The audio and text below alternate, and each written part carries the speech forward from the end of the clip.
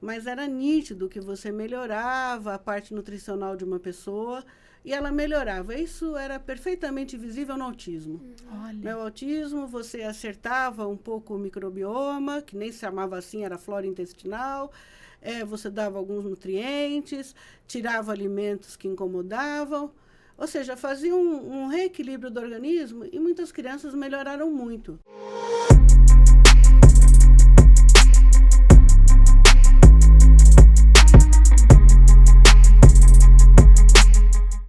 Seja bem-vindo a mais um episódio do É Coisa Séria, um programa para te ajudar a viver mais e melhor. Eu sou Fabiana Losnak. E eu sou a Júlia Hagihara. Seja muito bem-vindo a mais um episódio do nosso canal. Se você ainda não é inscrito, se inscreve, curte, comenta, compartilha com os amigos para que mais pessoas tenham acesso a informações sobre saúde. E vamos para o nosso episódio. Doutora Berenice Wilk, muito obrigada pela sua presença. A gente está super honrada em te receber. Seja bem-vinda. Eu que agradeço. Vocês sabem, é um prazer imenso estar aqui com essa equipe tão maravilhosa. Ai, que bom. Mas uma coisa que o pessoal de casa quer conhecer mais sobre você, como que você encontrou a medicina, se foi algo que você escolheu desde pequena. Para essa carreira? Olha, eu desde pequena eu gostava muito da biologia. Sempre vivi estudando ou pensando em biologia e psicologia. Eram as duas coisas que eu gostava. Então, eu fui para a medicina pensando na psiquiatria. Olha! É muito interessante mesmo. Eu fui formada na Escola Paulista de Medicina, hoje Unifesp. Tá. E era uma escola fantástica. Eu tenho muita saudade da escola. Bacana. Legal. E qual é a sua especialidade? Onde você se especializou na área da medicina? Onde você se encontrou? Olha, essa é a parte difícil e longa. Tá? São muitas, né, doutora? Eu comecei na pediatria. E veja, desde o início, como eu já me interessava em psicologia, depois pediatria, naquela época, a pediatria era integral da pessoa. Você via a criança como um todo. Não era comum o cardiopediatra, o nefropediatra, era o pediatra. Então, ele via aquela criança por inteiro. Aí, eu fui fazer mestrado e doutorado na França em nutrologia. Olha, que legal. E só que aí o mestrado e doutorado não era específico de criança, era clínica de nutrologia geral. E eu fiquei 5 anos num serviço aí infantil de doenças metabólicas, endocrinológicas e nutricionais. Naquela época, doença metabólica são as doenças raras de hoje, era o nome que se dava para doenças raras. Então, essa é uma das partes que eu tenho muito carinho, que são as doenças raras. Legal. Né? E quando eu voltei da França, eu fui ficar na Unicamp, onde eu era professora convidada e fazia um pós-doutorado. Na FEA, que é o Departamento de Alimentação, né? Engenharia da Nutrição. Faculdade de Engenharia de Alimentos. Bom. E lá eu fiquei muitos anos. Eu dava aula, preparava cursos, mas eu não me encontrei completamente. Eu fui me encontrar no consultório. O problema do consultório é que trabalhei com doenças raras, metabólicas, endocrinológicas, e a minha tese foi em radical livre, vitaminas e minerais. Olha! E isso não tinha onde usar isso no consultório. Sim. Né? Falava em nutrologia, naquela época era obesidade, ponto. Sim. Isso. E um dia eu vi no jornal um anúncio um anúncio em São Paulo, falando de um grupo que estudava radicais livres. Eu peguei o carro e fui para São Paulo para essa reunião. Não conheci ninguém. E era a turma da ortomolecular. Bacana. Depois biomolecular, mas no começo da formação deles. E eu fiquei, assim, uns 10, 15 anos na biomolecular. Eu era diretora científica. E aí eu aprendi muito também, porque toda essa parte de intoxicações... Sim. Eu não tinha essa parte. Daí eu aprendi e comecei a trabalhar no consultório com ortomolecular. Legal. Pediátrica ou geral? Geral. Okay. Pediatra e geral. Uhum. Né? Sempre geral. Eu me adaptava e, assim, os pacientes eram os que vinham, eu não tinha nenhuma propaganda. Certo. Então, eu nunca escolhi o que eu ia tratar, era quem vinha. Sim. Né? Daí, um dia, me arrastaram para uma reunião de acupuntura. Eu fui de mau humor, né? Porque você Por não quê, gostava de doutora? acupuntura? Não tinha nada a ver comigo na época, né? E aí eu me apaixonei e fiquei. Olha! Foi tudo assim, sabe? E eu sou da primeira turma de médicos especialistas em acupuntura. Então, quando teve o primeiro exame de especialidade, eu sou dessa turma. Bacana. E fiquei também, né? Muito bom. E hoje você faz acupuntura nos seus pacientes? Faço. Você segue essa linha? Eu faço acupuntura, nutrologia, essa linha, né? Bacana. De equilíbrio do organismo. Tá. Legal.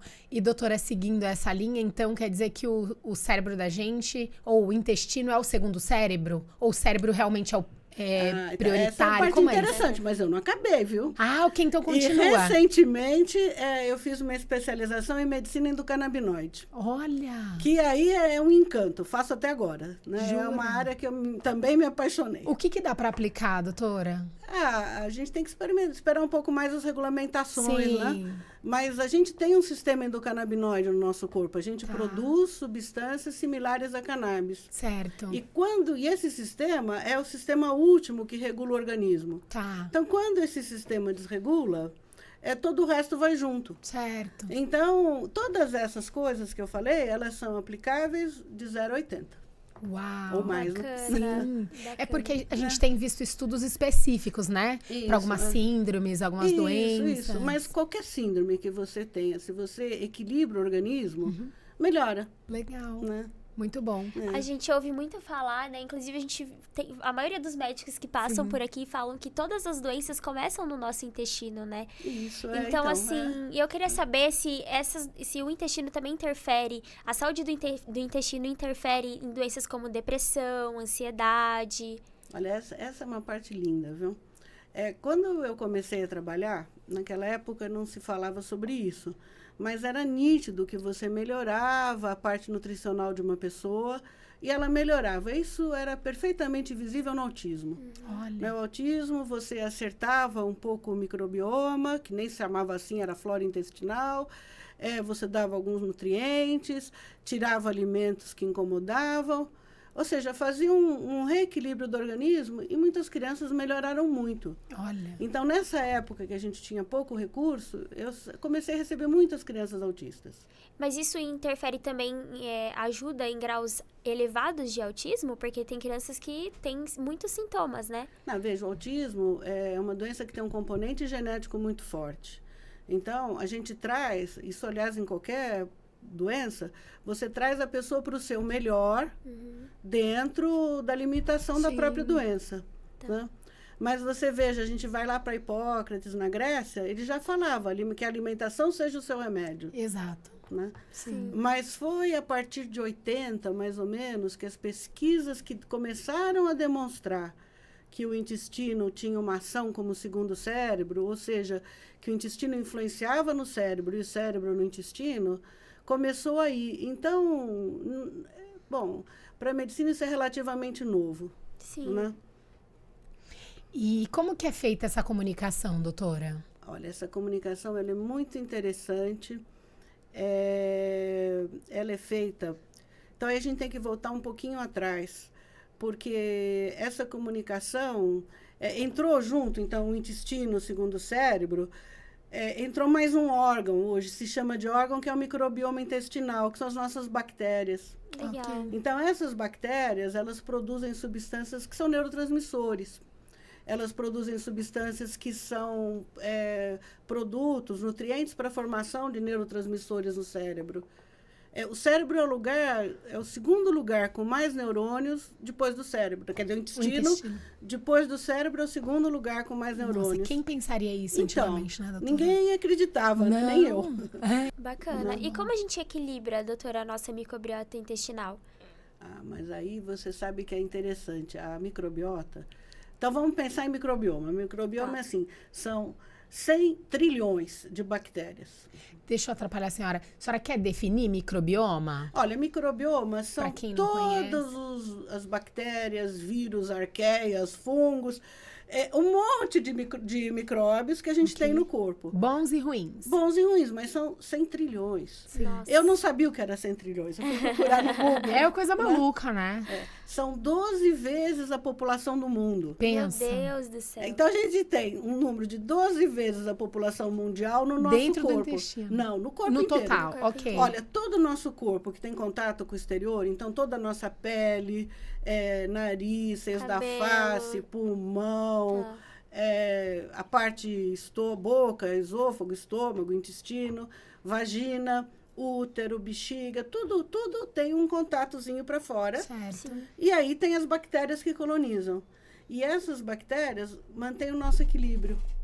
Então, é muito interessante de ver como esse microbioma, olha, 100 trilhões funciona. Então, quando você me pergunta como é que equilibra 100 trilhões, não tem resultado mágico, não é de um dia para o outro, sabe? Com o tempo, né? E são com vários tempo. processos, doutora? Ou é só a alimentação que precisa mudar para equilibrar A alimentação é o carro-chefe, tá? Fundamental, né, doutora? Alimentação, ela é fundamental, porque quando a gente come, a gente não come para a gente come para eles. Né? As Exato. bactérias, tem que comer para as bactérias. Sim. Tem um estudo que mostra assim, que a gente tem metade de células humanas e metade de bactérias. Antes se achava que era 90% bactérias, né? Tinha um livro que chamava 10% humano. Hoje a ciência chegou em 50%. Nossa. Então, equilibrar 50% Do da seu gente corpo, é lento. A comida é o primeiro passo. Sim. O que esses bichinhos comem? Fibra. Então, a gente tem que dar todo dia a comidinha deles, senão morre. Porque as bactérias que não comem fibra, elas não são de um tipo bom pra gente. Então, as bactérias anti-inflamatórias que cuidam do nosso intestino, fibra. Então, fibra o que é? Fruta, é verdura, são os legumes. O reaproveitamento do legume como um todo, né? Por exemplo, se você vai comer um brócolis, não é a florzinha. Sim. Você tem que comer o O talho. caule. Porque é a parte que a gente não digere que o bichinho come. Certo. Então, vai comer uma couve, tem que ter o talinho, né? Então, o primeiro passo é você alimentar o microbioma que você tem no seu intestino. Certo. Outra coisa, tem estudos que mostram que nós, ocidentais, perdemos 50% das espécies de bactérias do intestino. É muito. Então, como é que eles fazem isso? Teve um projeto chamado Microbioma Humano. E esse projeto Microbioma Humano, ele mapeou o microbioma do mundo. Então, foi em vários lugares, foi no Japão, na China, na África, na Austrália, e fez análise das fezes das populações. E aí comparou com populações africanas bem primitivas, os Rasdas, que é uma população que ainda é caçadora-coletora. Comparou também com os índios do Amazonas mais afastados. Certo. Né? E eles têm muito mais, eles têm mais bactérias que a gente tem, metade do que eles têm. Nossa. E ninguém sabe direito O que está fazendo? o que está pra faltando para a gente, para a nossa saúde, o que a gente está deixando de Tá de deixando consumir passar, ou né? fazendo para destruir. Que coisa. Então, vamos ver, alimentação. Certo. Uma alimentação bem variada de cores, porque os fitoquímicos dos alimentos, eles são importantes para a flora. Legal. E a outra coisa é aumentar, então, a nossa diversidade bacteriana. Então, a gente precisa comer os alimentos fermentados, que trazem bactérias junto. Então, por exemplo, o iogurte, O kefir, kefir de água de leite, a kombucha. Tá. Todos são riquíssimos em bactérias novas. Legal.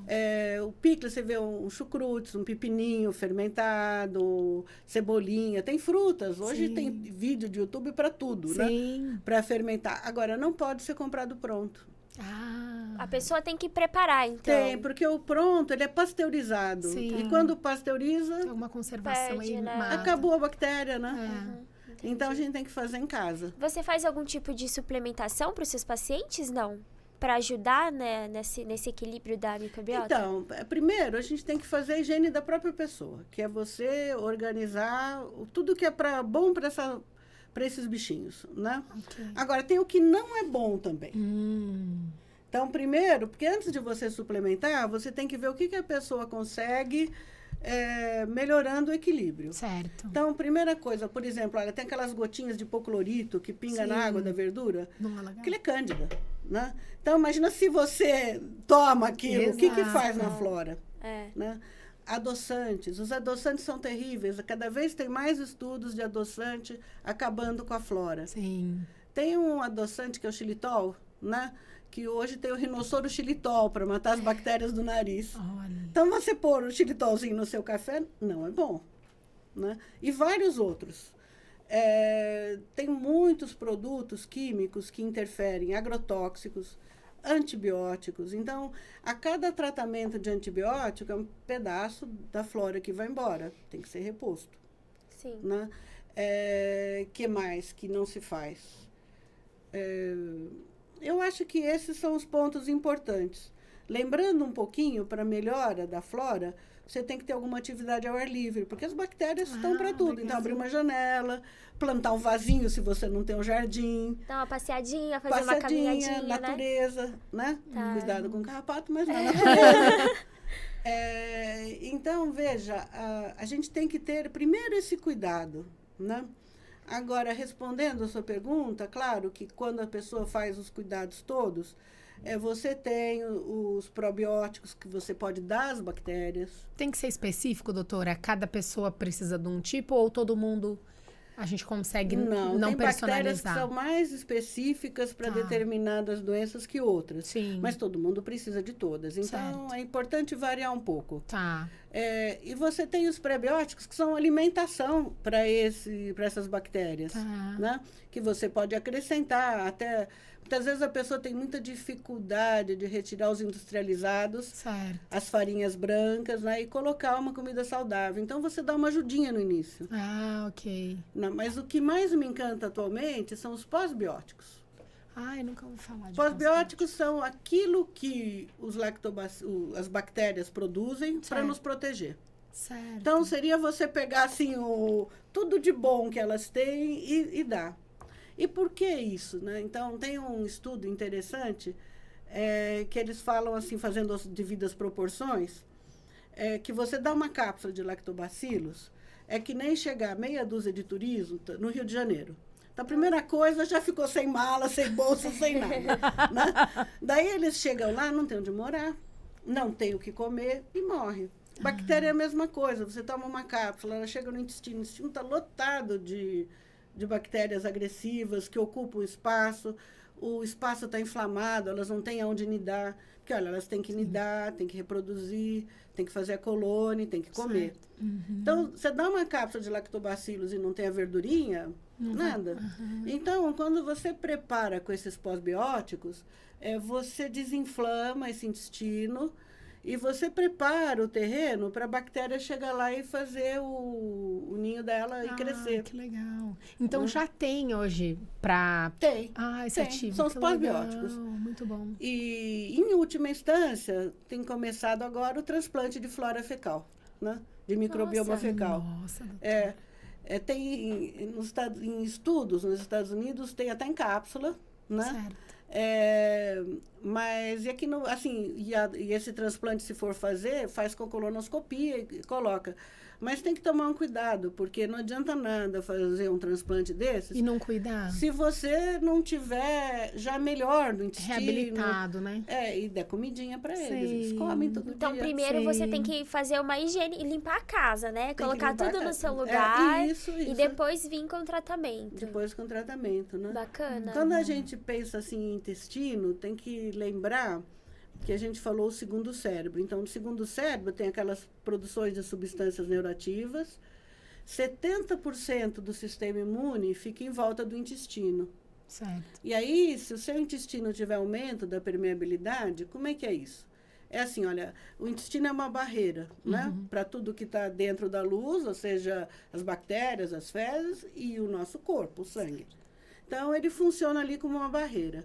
Se essa barreira foi machucada por uma virose, por agrotóxico, por bactérias inflamatórias... Antibiótico, assim. Antibiótico. Se essa barreira machucou e começa a passar o que não devia da luz intestinal para dentro do corpo, o sistema imune começa a ter que cuidar disso. Certo. Né? Então, o sistema imune, muitas vezes, quando ele fica assim, com tanta atividade, é capaz dele se confundir e achar que um pedacinho de alguma dessas substâncias parece o nosso corpo e começar a atacar. Olha, que então, perigo, né? Então, por isso que você regula a imunidade quando você regula essa permeabilidade. Imagina assim, um micropor, né? Uma metáfora, claro, do intestino, que virou um escoador de macarrão. Uau, né? Passa tudo. O que não passava nada, agora passa tudo. Passam antígenos alimentares, ou seja, alimentos ainda não completamente digeridos passam. Mas o mais importante, passam assim produtos produzidos por essas bactérias inflamatórios. Isso é muito comum da gente... Isso é uma das coisas que a gente trata muito em autismo, TDAH. Porque hoje você consegue medir no sangue os marcadores desse estado inflamatório.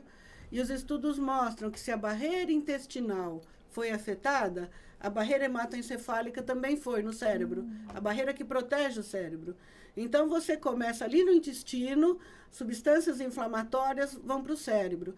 Então, veja, para qualquer doença, não é?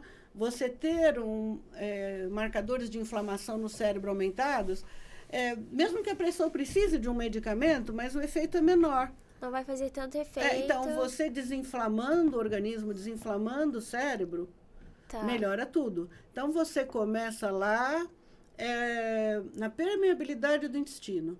Então, veja, nós temos as substâncias neuroativas, o sistema imune, essa permeabilidade que leva a processos inflamatórios, e a flora intestinal produz muitas vitaminas e ajuda na absorção de vitaminas e minerais. Então, veja, comprometer essa região do intestino é comprometer muito da fisiologia. Saúde. Nossa, doutora. É interessante mesmo. Demais. E aí, Júlia, como será que tá nosso intestino? Nossa, um micropor ou um escorredor de macarrão? Eu não quero nem saber. Ela é sapequinha, doutora. Minha alimentação não é muito boa, não, mas eu já tô melhorando. Sim, nossa, muita Eu falo coisa que depois que eu comecei a apresentar o podcast, eu já consegui reduzir muita coisa, assim, na minha vida, que tava alimentação ruim, mas a alimentação saudável hoje, ela é muito difícil, porque todo mundo corre muito. Sim, não? Que é praticidade, né? O tempo numa cozinha, para você preparar seus alimentos e ter a verdurinha, porque toda essa parte saudável dá mais trabalho. Sim. Então, o ideal, assim, se você tem a possibilidade, em vez de um lanche, vai num quilo. Que você tem verdura, tem feijão, tem arroz integral. Você tem que ter essas coisas no dia a dia. Né? E quais são as doenças relacionadas quando a nossa saúde não está muito boa, assim? Quais são as... Olha, então vamos nas gerais, não só as associadas ao metabolismo cerebral, né? A obesidade é a primeira. Vai resolver o problema da obesidade? Não vai, mas ajuda muito. Certo. Né? Hoje eles têm ratinhos magros geneticamente, né? E os mais gordinhos. Certo. E aí você pega a flora do magrinho e põe no outro e ele emagrece. Nossa. E pega a flora do mais gordinho e põe no magrinho e ele engorda. Começou aí os estudos, né? E o que a gente vê é que o microbioma saudável, ele age na saciedade. Então, antigamente se achava que você dava fibra para a pessoa emagrecer, que ela se enchia de fibra e aí não tinha vontade de comer. Né? Hoje a gente sabe que não, você ajuda, né? Mas que você alimentou o microbioma, esse microbioma produziu substâncias que vão lá no cérebro e dão saciedade. E hoje os principais remédios para a obesidade mexem na saciedade. Entendi. E, doutora, tem hoje a possibilidade de mudar pegar a microbiota de uma pessoa mesmo e ficar magrinha, um gordinho? O que estão fazendo com o ratinho já dá para fazer no humano? Isso tem sido feito em estudos científicos. Certo. Mas ainda não está em prática corrente. Certo. Ainda não... no rato tudo é muito mais simples, porque você tem todas as condições controladas, né? Agora, no ser humano é mais difícil, né? Sem contar que o doador não é só uma questão de ser magro ou não. Tem que ser um doador sem doenças. Tá. Então, assim, a triagem que eu vejo que eles fazem para você poder ser um doador é imensamente detalhada. Exato. Né? Para você não acabar pegando, tirando Algo um que você problema não e pondo tinha. outro. Exato. Então, aí você tem a obesidade, o diabetes, a constipação intestinal, olha que interessante. 70% das fezes são bactérias. Olha. Se você não tem as bactérias... Seu intestino não funciona. Não vai. A motilidade do intestino, através desse sistema todo que a gente falou de nervos, do nervo vago, da inervação do próprio intestino, também conta para fazer as contrações. Sim. Então, tudo isso o microbioma resolve. Agora, nada do que você toma hoje funciona amanhã está nesse contexto, porque esse contexto é de você reestruturar a flora intestinal, é um contexto mais longo. Tá. São 100 trilhões. Mas né? tem, assim, um período específico? Por exemplo, a partir de 3 meses, que você começa a mudar sua alimentação, você começa... Tem um período para isso? Para começar a ver as melhoras? Depende muito do tempo que a pessoa vem com um problema e da gravidade do problema do microbioma. Hoje você tem alguns laboratórios que fazem análise do microbioma. Né? Mas a gente não pode esquecer que a análise de uma amostra das fezes. Tá. Não obrigatoriamente aquilo representa o todo. Agora, raramente tem o normal, viu? É mesmo? É porque a gente teve muita redução da flora, então a diversidade conta, né? Porque a gente tem que ter de tudo um pouco, né? Hoje as técnicas para fazer isso mudaram muito. Antigamente, lá, assim, antes de 80, 90, fazia em placa de Petri, que é um processo delicado de laboratório, não media quase nada, não pegava bactéria anaeróbica. E agora, eles, após o projeto do genoma humano, que eles viram nossos genes, né? Eles usaram a mesma técnica para analisar o microbioma. Certo. E aí evoluíram muito nas técnicas. Então, hoje, você manda uma amostra de fezes, através da genética, né? Dos genes da bactéria, eles sabem o que tem dentro. Certo. Nossa, que bacana. Doutora, frente a tudo que você explicou, a gente vê que o intestino é super importante, né? Intestino, parte do estômago ali. Uma pessoa que fez bariátrica, ela vai ter alguma consequência dessa cirurgia, dessa redução? Tem sim. Todos têm, porque você, quando... o pH do estômago, ele é muito importante para segurar um pouco a entrada de bactérias nocivas. Certo. Então, a digestão fica muito alterada. Isso vai ter consequências na flora. Mas, bom, a pessoa, para o problema que ela tinha de emagrecimento, ela pode ter conseguido resolver. Sim. Né? Como muitas vezes não consegue. E tem como equilibrar uma pessoa bariátrica? Sim, sempre tem. Ela vai ter um pouco mais de trabalho. Tá. Sim. Né? A gente Um pouco mais de suplementação também, talvez, né, doutora? Talvez. E como que funciona a sua consulta? Você trabalha com a acupuntura para esse tipo de tratamento também? Não tem nada relacionado. Hoje eu faço um pouco menos acupuntura. Tá. Né? Mas ela ajuda muito. Os pacientes que fazem têm uma melhora importante. Bacana. Mas a gente, assim, se você tem deficiência de ferro, a acupuntura não vai resolver se você não comer os alimentos que contêm ferro. Ou se não suplementar, né? Não ela fazer pode nada. até ajudar você a ter mais vontade, mas ela não... Se você não for lá e comer o que precisa comer, ou tomar o ferro que precisa, você não vai resolver a sua falta de ferro. Entendi. Então, a acupuntura é a mesma coisa. Ela traz um equilíbrio para o organismo, mas você tem que fazer a tua parte. Entendi. E, doutora, se você pudesse deixar uma dica para o pessoal de casa, para a geração nova, para a geração antiga também, o que você deixaria de dica importante, uma mensagem significativa para o pessoal de casa? Alimentação, né? É a alma da saúde. Uau, é isso mesmo. Né? Que a alimentação seja o seu remédio e que seu remédio seja o alimento. Acho que essa frase, ela marca, né? De Hipócrates, antiga, mas ela vale até hoje. Sim, muito bacana. sábio. Muito bom. Obrigada, doutora, pelo conteúdo. Não, mas ainda não acabou, não, gente. Né? A gente tem um presente pra você. Que delícia. Porque a gente tá muito feliz de ter você aqui. Então, a gente sempre presenteia vocês por tanto conhecimento, por se dispor a vir aqui, trazer tanto conhecimento sobre medicina, compartilhar, ajudar o pessoal de casa. Porque, às vezes, muitas pessoas, né, Fabi, não têm acesso a um médico. Desesperadas, né? Exatamente, não sabe o que fazer, não descobre o que tem. Vocês se se dispõe a vir aqui e expor todo esse conhecimento, como se cuidar, como cuidar da saúde. Então, a gente tem um presente especial pra você. Mas vocês são o máximo, muito gentis. Obrigada, doutora. Obrigada. Compor os seus cuidados, né? Porque eu sei que você que já se delícia. cuida muito. Espero que você goste. Eu vou amar, né?